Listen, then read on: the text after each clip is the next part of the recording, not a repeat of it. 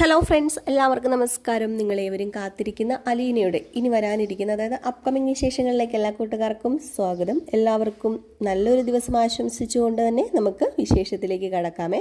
അപ്പോൾ നമ്മൾ കഴിഞ്ഞ ദിവസം ഇട്ട കഥയുടെ ബാക്കി കഥയാണ് പറയാൻ പോകുന്നത്. അങ്ങനെ അലീന സ്റ്റാൻലിയുടെ അടുത്ത് തന്നെയാണ് ഇപ്പോഴും ഉള്ളത്. അങ്ങനെ ഔതക്കുട്ടി നമ്മുടെ സ്റ്റാൻലിനെ കാണാൻ വന്നു. അലീനെ അവിടെ നടിച്ചോട്ടിക്കാൻ വന്നതാണ്. ഇപ്പം അലീനയും സ്റ്റാൻലിയും അതുപോലെ ഔതക്കുട്ടിയും തമ്മിലൊരു ബോണ്ടിങ് ഉണ്ട് കേട്ടോ, നല്ലൊരു ബോണ്ടിങ് ഉണ്ട്.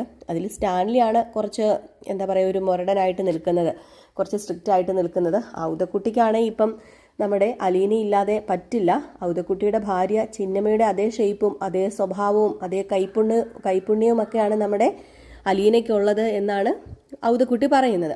അപ്പോൾ അവരിങ്ങനെ പൊക്കോണ്ടിരിക്കുന്ന ഈ ഒരു സമയത്ത് പെട്ടെന്ന് നമ്മുടെ ഔതക്കുട്ടിക്ക് ഒരു ദിവസം പുനലൂരിലേക്ക് തിരിച്ചു പോകേണ്ടി വന്നു കേട്ടോ. കാരണം ഇവിടെ പെട്ടെന്ന് ഒന്ന് വന്ന് നിന്നതാണ്. നമ്മുടെ അലീന ആരാണെന്നൊന്നും അറിയില്ലായിരുന്നല്ലോ. അപ്പോൾ അലീന ഓടിക്കാൻ വന്നതായിരുന്നു. അപ്പോൾ അവിടുന്ന് പെട്ടെന്ന് വന്നു നിന്നു. അലീന തൻ്റെ കൊച്ചുമകളാണെന്ന് അറിഞ്ഞു. അലീനയെ ഇഷ്ടപ്പെട്ടു. പിന്നെ അങ്ങോട്ട് നമ്മുടെ ഔതക്കുട്ടിക്ക് അവിടുന്ന് പോകാനായിട്ട് ഭയങ്കര മടിയും പോകുന്നുമില്ലായിരുന്നു.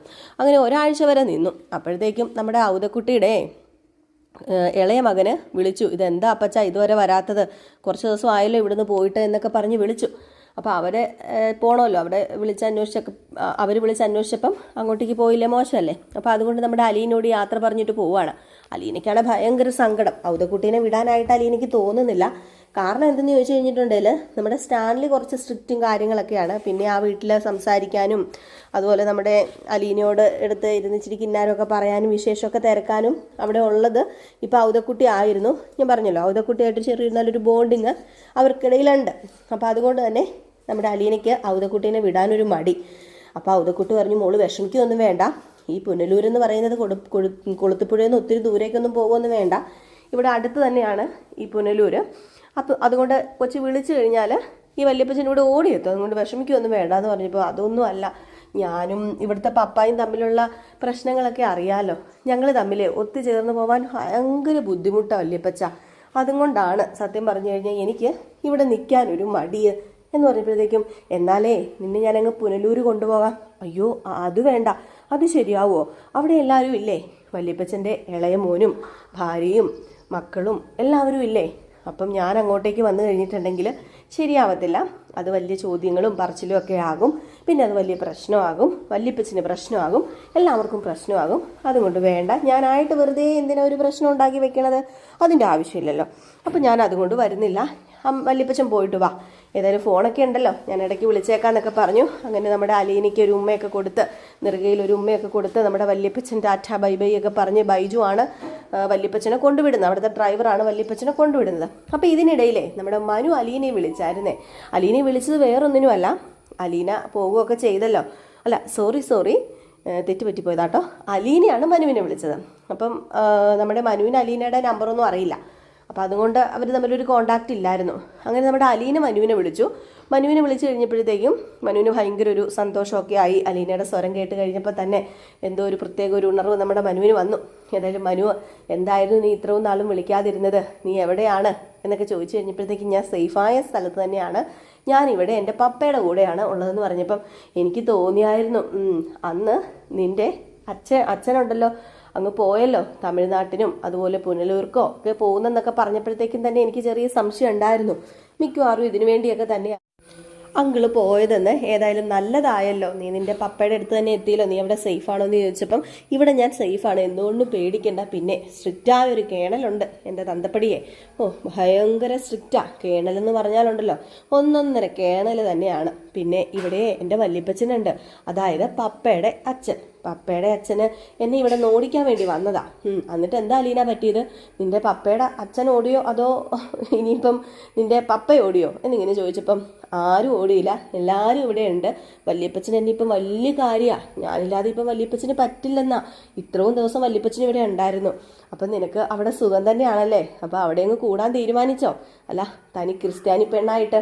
അപ്പോഴത്തേക്ക് നമ്മുടെ അലീന പറഞ്ഞു, അത് പിന്നെ എൻ്റെ പപ്പ ക്രിസ്ത്യാനിയാണല്ലോ, അപ്പം ഞാനും ക്രിസ്ത്യാനി ആണല്ലോ എന്ന് പറഞ്ഞപ്പോഴത്തേക്കും, അല്ല നിൻ്റെ അമ്മയെ ഹിന്ദുവാ, അത് നീ ഓർക്കണം, ക്രിസ്ത്യാനി ഹിന്ദുവിലൊക്കെ എന്തിരിക്കുന്നു മനുവേട്ടാ, ഞാനൊരു മനുഷ്യ സ്ത്രീയല്ലേ, അത്രേ ഞാൻ കരുതുന്നുള്ളൂ, പിന്നെ മനുവേട്ടൻ പറഞ്ഞതുകൊണ്ട് മാത്രം ഞാൻ ക്രിസ്ത്യാനിയാണെന്ന് പറഞ്ഞതാ, പിന്നെ ഞാൻ ചെറുപ്പം മുതലേ അവിടെയാണല്ലോ വളർന്നത്, സ്നേഹനികേതനിൽ, അവിടെ പഠിച്ച ഓരോരോ രീതികളുണ്ടല്ലോ, അപ്പം എനിക്ക് ക്രിസ്ത്യ മതത്തോട് ചെറിയൊരു ഇഷ്ടമുണ്ട്, അത്ര മാത്രമേ ഉള്ളൂ എന്ന് പറഞ്ഞപ്പോഴത്തേക്ക് അല്ല നമ്മുടെ കാര്യം എന്തായി, ഇനിയിപ്പം അല്ല ക്രിസ്ത്യാനി പയ്യന്മാരെ കെട്ടി അവിടെ കൂടാനാണോ മോളെ നിന്റെ തീരുമാനം? അത് പിന്നെ എന്താ മനുവേട്ട ഇങ്ങനെയൊക്കെ പറയുന്നത്? ഞാൻ പറഞ്ഞിട്ടുണ്ടല്ലോ, വിവാഹം അത് എൻ്റെ ജീവിതത്തിൽ ഞാൻ പ്രാധാന്യം കൊടുക്കുന്ന ഒന്നല്ല. ഒരിക്കലും ഒരു വിവാഹം കഴിക്കണമെന്നോ അതുപോലെ ഒരു കുടുംബം നോക്കി നടത്താനുള്ളൊരു ഇതൊന്നും എനിക്കില്ല. എനിക്കിഷ്ടം അറിയാലോ മനുവേട്ടന്, പാവങ്ങളെ സഹായിക്കുക, കുറച്ച് പേരെ എവിടെയെങ്കിലും പാവങ്ങളെ ആരും ഇല്ലാത്തവരെ എവരെയെങ്കിലും ഒരു ചെറിയൊരു ഓർഫനേജൊക്കെ തുടങ്ങി അവിടെ അവരെ താമസിപ്പിച്ച് അവരെ പരിപാലിച്ച് പോവുക, അസുഖം വന്നവരുടെ ക്ഷേമം അന്വേഷിക്കുക, അതൊക്കെയാണ് എനിക്ക് ഇഷ്ടം മനുവേട്ട എന്ന് പറഞ്ഞപ്പം അപ്പം ഈ അടിയൻ്റെ റിക്വസ്റ്റ് ഒന്നും അവിടെ എടുത്തിട്ടില്ലല്ലേ? റിജക്റ്റ് ചെയ്തോന്ന് ചോദിച്ചാൽ മനുവേട്ട ഞാനിപ്പം വേറൊരു വീട്ടിലല്ലേ താമസിക്കുന്നത്. ഇനി പപ്പയും വല്ലിപ്പച്ചനും ഇവിടെ ഉള്ളവരും ഒക്കെ പറയുന്നതല്ലേ ഞാൻ അനുസരിക്കേണ്ടത്, ഞാൻ കേൾക്കേണ്ടത്. അതൊക്കെ ശരിയാ. അപ്പം ഈ എന്നെ ഒഴിവാക്കി വിടാണോ? മനുവേട്ട അങ്ങനെ പറയരുത്. അപ്പം നമ്മുടെ മനു പറഞ്ഞു, ഞാൻ നിന്നോട് ചോദിക്കാം, നിനക്ക് എന്നെ ഇഷ്ടമാണോ? എന്നോട് സ്നേഹമുണ്ടോ? എന്നെ വിവാഹം കഴിക്കാൻ താല്പര്യമുണ്ടോ? അതെനിക്കറിഞ്ഞാൽ മതി. അതിപ്പോൾ എങ്ങനെയാണ് മനുവേട്ട പറയുന്നത്? എനിക്ക് മനുവേട്ടനെ ഒത്തിരി ഒത്തിരി ഒത്തിരി ഒത്തിരി ഇഷ്ടമാണ്. കുന്നോളം അങ്ങനെ പറയാൻ പറ്റില്ല. എത്ര ഇഷ്ടമാണോ എനിക്കത് അതെനിക്ക് പറഞ്ഞറിയിക്കാൻ പറ്റില്ല. എനിക്ക് അത്രയ്ക്ക് ഇഷ്ടമാണ്. അതുപോലെ എൻ്റെ അച്ഛൻ എനിക്ക് ഒത്തിരി ഇഷ്ടമാണ്.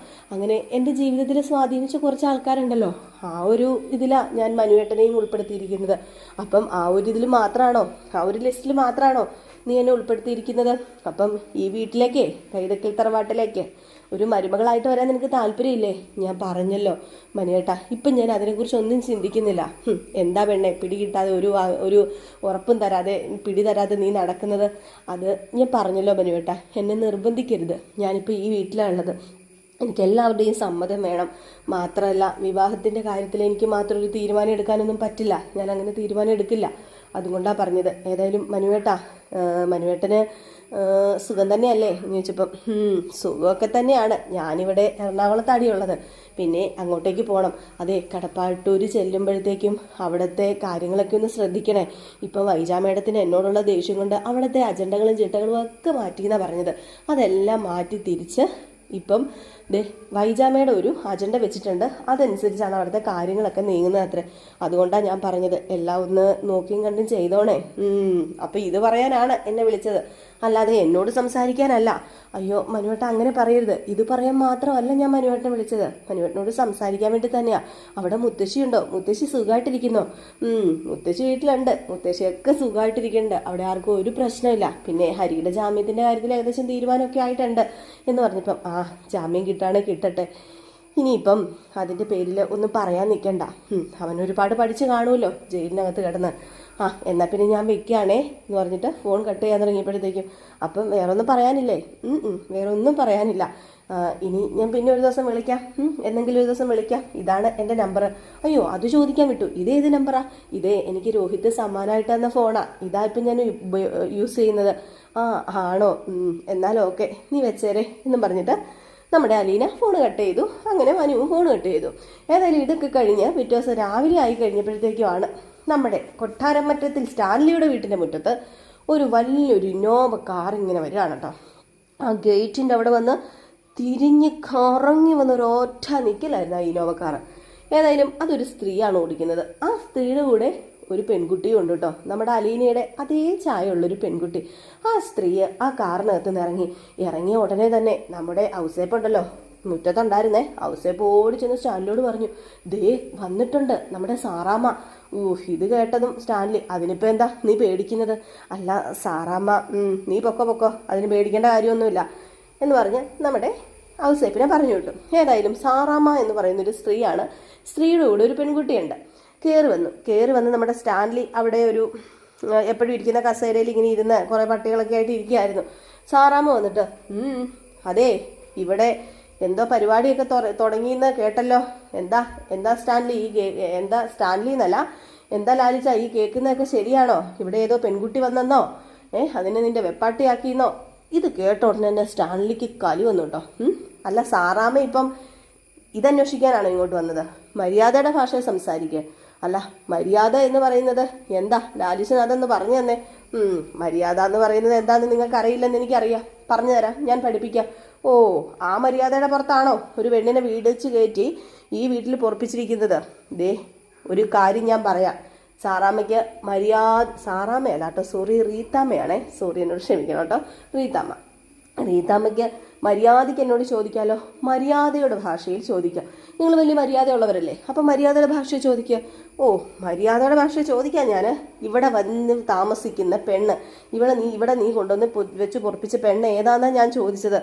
ഇത് കേട്ടതും നമ്മുടെ ലാലിച്ചൻ പറഞ്ഞു, അപ്പം ഇത് വന്നോടനെ ചോദിക്കാമായിരുന്നല്ലോ, പട്ടിന്നൊന്നും കൂട്ടേണ്ട ഒരാവശ്യമില്ലായിരുന്നല്ലോ. ഇവിടെ ഒരു പെണ്ണുണ്ട്, അവളുടെ പേരാണ് അലീന. അവൾ ആരാണെന്ന് ചോദിച്ചാൽ ഈ സ്റ്റാൻലിയുടെ മകളാണ്. നിനക്ക് അങ്ങനെ ഒരു മകളോ? അല്ല, നിനക്ക് 3 മക്കളുള്ളതായിട്ട് എനിക്കറിയത്തുള്ളല്ലോ. എൻ്റെ അനിയത്തി റോസമ്മയ്ക്ക് 3 മക്കളല്ലേ ഉള്ളൂ. നിനക്കും അവക്കും കൂടെ പിറന്ന 3 മക്കൾ. ഈ നിൽക്കുന്ന പെൺകുട്ടി അടക്കം അവളുടെ പേരിങ്ങനെ പറയുന്നുണ്ട്, ഡാനിയ എന്നങ്ങാണ്ടാട്ടോ അവളുടെ പേര്. അതായത് നമ്മുടെ സ്റ്റാൻലിയുടെ കൊച്ചിൻ്റെ പേര് ഡാനിയ എന്നങ്ങാണ്ടാണ്. അപ്പം അവളുടെ പേര് സഹിതം പറയുന്നുണ്ട്. അപ്പോഴത്തേക്ക് നമ്മുടെ സ്റ്റാൻലി പറഞ്ഞു, അത് നിങ്ങൾക്കറിവുള്ള മക്കൾ. ഇതൊക്കെ അറിയാതെ വേറൊരു കൊച്ചെനിക്കുണ്ട്, ആ കൊച്ചാണ് അലീന. അത് ഇപ്പം പറയുകയാണെങ്കിൽ പഴയ ബന്ധങ്ങളൊക്കെ, പഴയ കാലത്ത് നമുക്ക് പല ബന്ധങ്ങളും കാണുമല്ലോ റീത്താമ്മേ, ആ ബന്ധത്തിലുള്ളതെന്ന് പറഞ്ഞപ്പോൾ എന്ത് സിമ്പിളായിട്ടാണ് നീ പറയുന്നത്. എൻ്റെ റോസമ്മേനെ പറ്റിച്ചിട്ട് ഒരു ബന്ധത്തിലൊരു പെങ്കൊച്ച്, എന്നിട്ട് അവൾ എന്ത് ധൈര്യത്തോടു കൂടിയാ നീ ഇവിടെ വെച്ച് പൊറപ്പിച്ചേക്കുന്നത്. ഇതിവിടെ നടക്കത്തില്ല. ദേ അറിയാലോ, ഈ റോസമ്മയ്ക്കും സാറാമ്മയ്ക്കൊക്കെ ആങ്ങളമാർ 4 എണ്ണമാ. ആ ആങ്ങളമാരെ നിർത്തി വെച്ചുകൊണ്ട് നീ എന്ത് തെമ്മാടിത്തരം ഈ കാണിക്കുന്നത്. ഇതിനെ ഒരു തീരുമാനം ഉണ്ടാക്കുന്നതേ ഉള്ളൂ. അങ്ങനെ ചോദിക്കാനും പറയാനും ആരും ഇല്ലാത്തവരല്ല. അറിയാലോ ഞങ്ങളുടെ കുടുംബ മഹിമയൊക്കെ എന്ന് പറയുമ്പോഴത്തേക്കും, പിന്നെ ഭയങ്കര മഹിമയല്ലേ. അതെ മഹിമ തന്നെയാ. കൊട്ടാരം മറ്റത്തിൽ വീട്ടുകാരെക്കാളും മഹിമയുള്ള കുടുംബമാണ് ഞങ്ങളുടേത്. അതുകൊണ്ട് ഇതിനൊരു തീരുമാനം ഞങ്ങൾ ഉണ്ടാക്കിയിട്ടേ ഉള്ളൂ. ഏതോ ഒരു പെണ്ണിനെ വിളിച്ചുകൊണ്ട് വന്നിട്ട് ഇപ്പം അവൾ ഇവിടെ വെച്ച് പൊറപ്പിച്ചിട്ട് നിന്റെ മകളാണെന്ന് പറയുന്നു. അല്ല, അവളിവിടെ എവിടെയോ ഉണ്ട്. അല്ല, എന്തിനാ ഇപ്പം റീത്താമ്മ ഇങ്ങോട്ടേക്ക് വന്നത്? അത് പറ, ആ കാര്യം പറ. ഇതന്വേഷിക്കാൻ വേണ്ടി മാത്രമാണോ വന്നത്? ഇതിനിവിടെ വരേണ്ട കാര്യമില്ലായിരുന്നു. ആ ഫോൺ വിളിച്ചൊന്ന് ചോദിച്ചാൽ പോരായിരുന്നോ? ഞാൻ എല്ലാ ഡീറ്റെയിൽസും പറഞ്ഞു തന്നേനല്ലോ എന്ന് പറഞ്ഞു കഴിഞ്ഞപ്പോഴത്തേക്കും, പിന്നെ നിന്നെ ഫോൺ വിളിച്ച കാര്യവും ഡീറ്റെയിൽസും അറിയേണ്ട ആവശ്യം എനിക്കില്ല. ഈ റീത്താമ്മയ്ക്ക് ഇവിടെ വരാനുള്ള ചങ്കൂറ്റം ഉണ്ടറാ. ചങ്കൂറ്റം ഉള്ളത് കൊണ്ട് തന്നെയാണ് ഈ റീത്താമ്മ ഇങ്ങോട്ട് വന്നത്. എടി വെങ്കച്ചേ, ബാ നമുക്ക് പോകാം.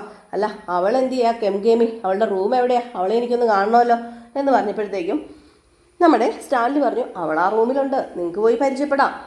നിങ്ങൾ പോയി പരിചയപ്പെട്ടോളാം പറഞ്ഞു. അങ്ങനെ റൂമിനകത്തേക്ക് കയറി.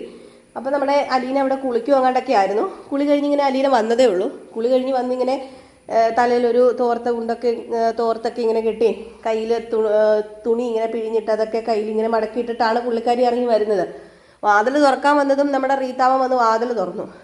മുടി അലീനയെ നോക്കി കഴിഞ്ഞപ്പോഴത്തേക്കിൻ്റെ നമ്മുടെ ഡാനിയ കൊച്ചിൻ്റെ അതേ ഷേപ്പ്. പെട്ടെന്ന് ഞെട്ടിപ്പോയിട്ടോ നമ്മുടെ റീത്താമ്മ.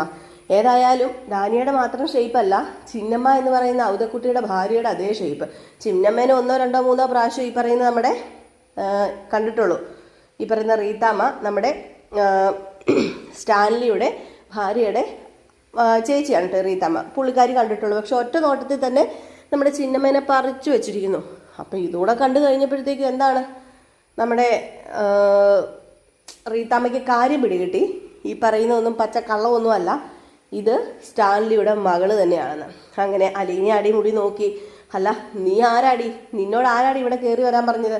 അല്ല, ഇവിടുത്തെ സ്വത്തുവകകളെല്ലാം മോഹിച്ചിട്ടാണോ നീ കയറി വന്നതെന്ന് ചോദിച്ചപ്പോഴത്തേക്കും, സ്വത്തുവകകളോ? അതൊന്നും മോഹിച്ചിട്ടല്ല ഞാൻ വന്നത്. അല്ല, നിങ്ങളാരാന്ന് പറഞ്ഞില്ലല്ലോ എന്ന് പറഞ്ഞപ്പോഴത്തേക്കും, ഞാൻ ആരാണെന്ന് കാണിച്ചു തരാടി. വരുന്നുണ്ട്, ഞങ്ങൾ വള്ളിക്കാരെയും ബന്ധക്കാരെയും സ്വന്തക്കാരെയും പട്ടക്കാരെയൊക്കെ കൂട്ടി വരുന്നുണ്ട്, അപ്പം നിനക്ക് അറിയിക്കാടി എന്ന് പറഞ്ഞിട്ട് വാ കൊച്ചെന്ന് പറഞ്ഞുകൊണ്ട് നമ്മുടെ ഡാനിയനെ വിളിച്ചോണ്ടങ്ങ് പോവുകയാണ്. അതായത് സ്റ്റാൻലിയുടെ മകളെയും വിളിച്ചോണ്ടങ്ങ് പോവുകയാണ്. അങ്ങനെ കാറ് ഒരു ഇന്നോവയിലാണ് വന്നത്. പുള്ളിക്കാരി തന്നെയാണ് ഓടിക്കുന്നത്. കുറച്ച് തൻ്റെ ഇടവുമുള്ളൊരു സ്ത്രീ തന്നെയാണ് ആ പുള്ളിക്കാരി. അപ്പം അങ്ങനെ പുള്ളിക്കാരി ആ സ്ത്രീ നമ്മുടെ ഡാനിയനെയും കൂട്ടി അങ്ങ് പോവുകയാണ്. ഏതായാലും ഔസേപ്പച്ചനോട് ചോദിച്ചു, ഔസേപ്പിനോട് ചോദിച്ചു നമ്മുടെ അലീന ചോദിച്ചു, അല്ല ഇതാരാന്ന് ചോദിച്ചപ്പോഴത്തേക്കും, ഇത് വേറെ ആരുമല്ല, ഇവിടുത്തെ സ്റ്റാൻലി മുതലാളിയില്ലേ, മുതലാളിയുടെ ഭാര്യയുടെ ചേച്ചിയും സ്റ്റാൻലി സാറിൻ്റെ മകളുവാ എന്നിങ്ങനെ പറഞ്ഞപ്പോഴത്തേക്കും, മകളോ? അതെ മകള്. ആഹാ ഷോ, ആ കൊച്ചിനൊന്ന് നേരെ ചൊവ്വേ കാണാൻ കൂടി പറ്റിയില്ല. അല്ല, ഈ പറയുന്ന സ്റ്റാൻലിയുടെ, അതായത് എൻ്റെ പപ്പയുടെ ഭാര്യ എന്താ വരാതെ? ഭാര്യയുടെ ചേച്ചി വന്നതെന്ന് ചോദിച്ചപ്പം, ഓ എൻ്റെ പൊന്നു കുഞ്ഞെ, അതൊന്നും എന്നോട് ചോദിച്ചേക്കരുത്, എനിക്കതിനെക്കുറിച്ചൊന്നും അറിയില്ല. കുഞ്ഞിന് വേണമെങ്കിൽ നേരെ ചെന്ന് കുഞ്ഞിൻ്റെ പപ്പായോട് ചോദിക്കാമല്ലോ എന്ന് പറഞ്ഞപ്പോഴത്തേക്കും, ഓ ആണോ, പേടിയുണ്ടല്ലേ? നല്ല പേടി. ആ, പേടിച്ച് തന്നെയാണ് കുഞ്ഞെ ഞാനിവിടെ ജീവിക്കുന്നത്. പേടിച്ച് ജീവിച്ചേ പറ്റൂ. അല്ല, ഞാനൊരു കാര്യം ചോദിക്കട്ടെ, നിന്റെ പപ്പയാ സ്റ്റാൻലി എന്ന് പറയുന്നുണ്ടല്ലോ. അല്ല, നിങ്ങൾ തമ്മിലുള്ള ബന്ധം എന്താണെന്ന് എനിക്ക് നന്നായിട്ടങ്ങ് മനസ്സിലാവില്ലെന്ന് പറഞ്ഞപ്പോഴത്തേക്കും, അതെനിക്ക് ഇപ്പോഴും മനസ്സിലായിട്ടില്ല. ഒരു കാര്യം ചെയ്യുക, ഔസേപ്പി ഏട്ടൻ അത് പപ്പയോട് തന്നെ ചോദിക്കാൻ പറഞ്ഞു. അപ്പോൾ അലീനയുടെ ഈ മറുപടി കേട്ടപ്പോഴത്തേക്കും നമ്മുടെ ഔസേപ്പി ഇങ്ങനെ നിൽക്കാൻ കേട്ടോ.